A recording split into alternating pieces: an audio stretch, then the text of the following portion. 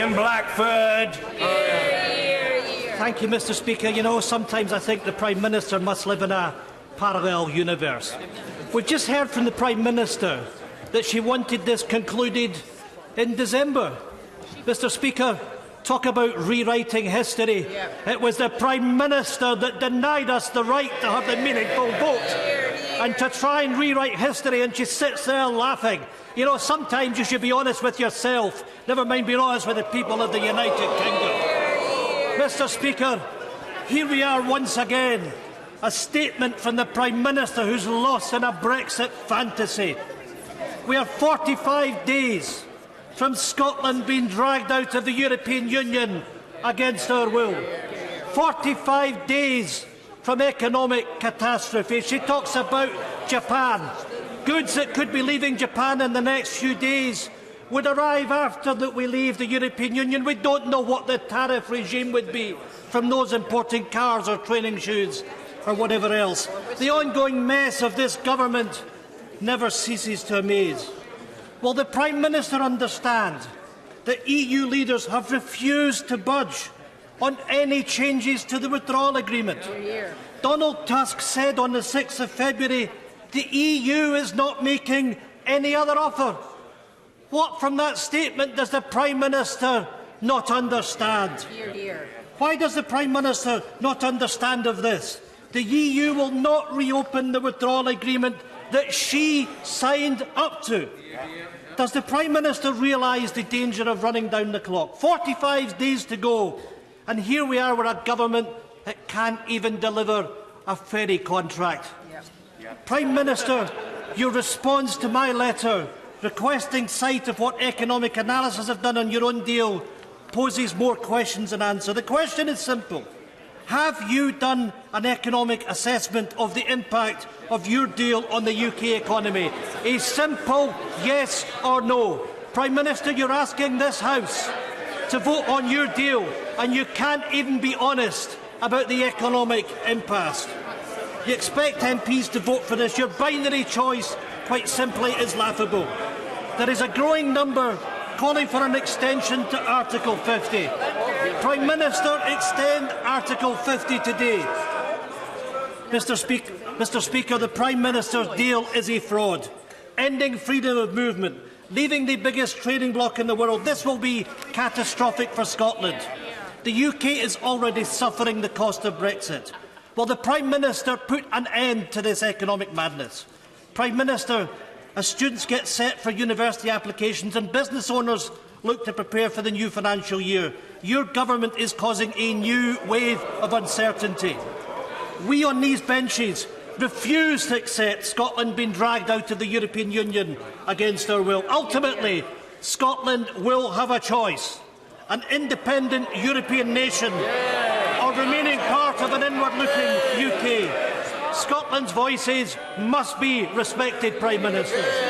Prime Minister! I say to the right honourable gentleman, I think that the points that he made are the same points he's been making in response to my statements, regardless of the content of my statements for some time now. He talked about the economic analysis. We did publish an economic analysis of the proposals that the government had put forward.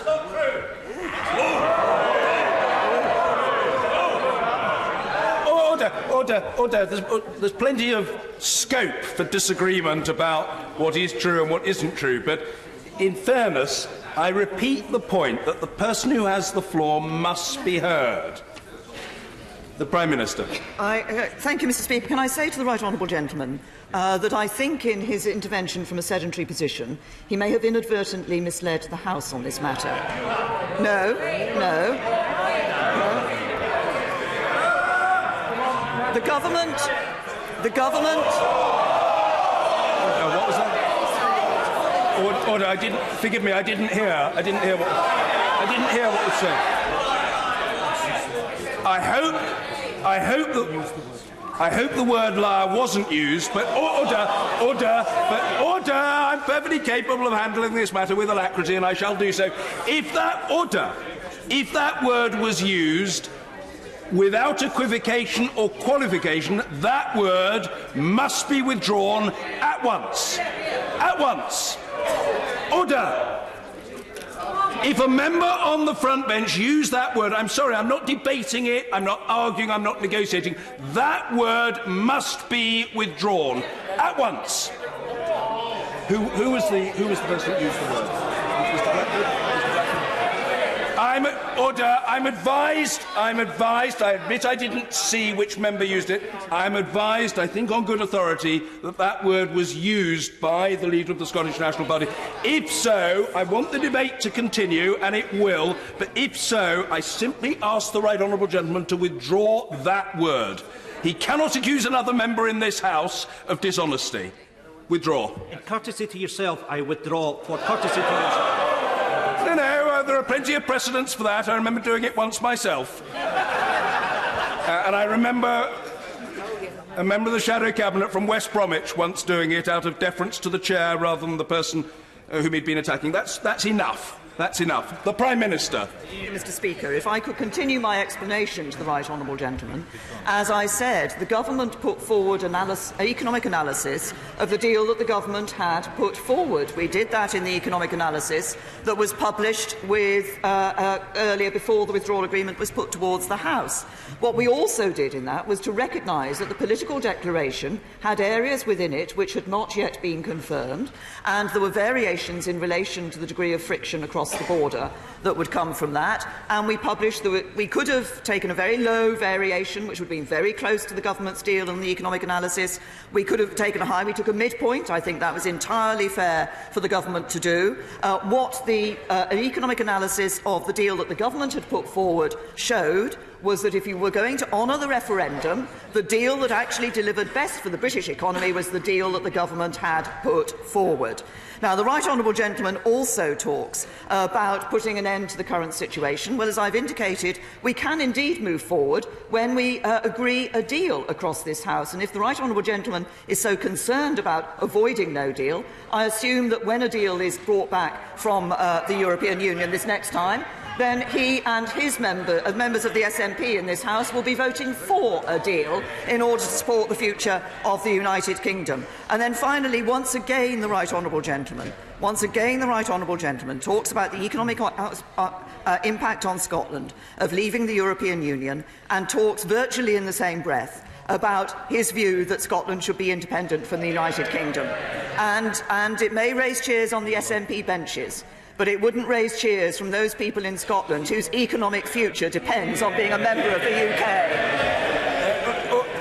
Order. Of course there is enormous interest, which, as per usual, I want to accommodate.